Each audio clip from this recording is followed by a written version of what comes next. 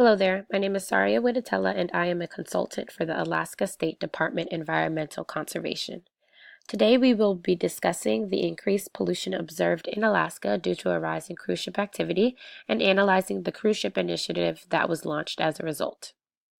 The state of Alaska has experienced an increase in cruise ship tours, specifically in the Northwest Passage, which has resulted in a rise of oil spills, waste discharges, and air pollution. The Alaska State Department Environmental Conservation and the U.S. Coast Guard launched a cruise ship initiative aimed to address the operations of the cruise ship industry.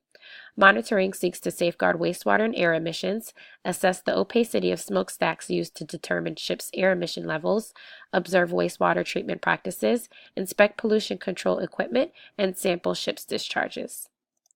Ships emit air pollutants such as particle matter, sulfur dioxide, and nitrogen oxides. Bilge water collects in the lower part of the ship and contains contaminants from the ship's engine.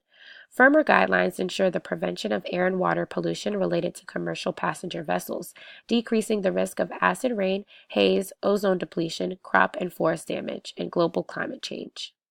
As a result of improvements in the monitoring system, a reduction in respiratory and waterborne diseases may be observed. All types of water pollutants are harmful to the health of humans and animals and may not produce negative health outcomes immediately, but chronic diseases can develop as a result of long-term exposure.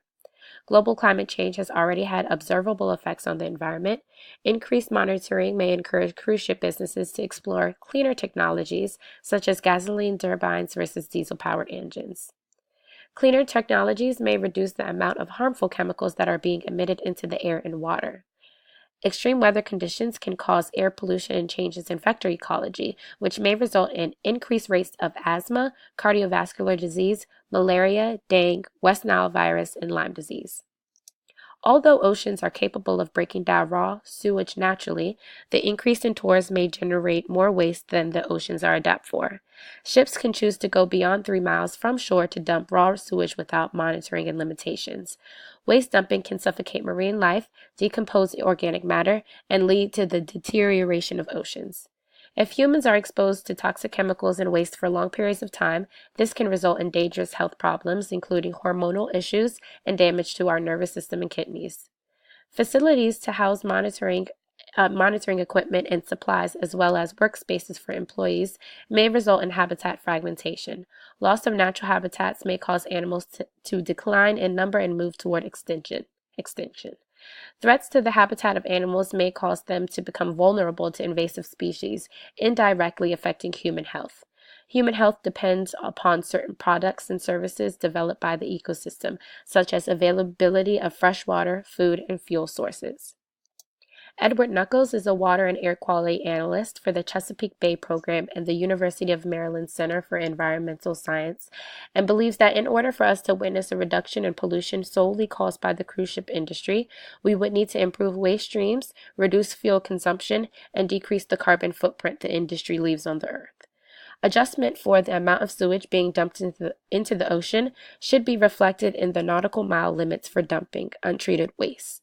Sewage is a critical problem. Discharge from cruise ships should be allowed beyond 12 miles instead of the current 3. Solid waste should be sorted on board prior to dumping and offload recyclables at ports with facilities to dispose of them. Acceptable parameters for treated and untreated sewage and waste should be reviewed annually, and monitoring frequency shall occur at least monthly and more frequently as necessary.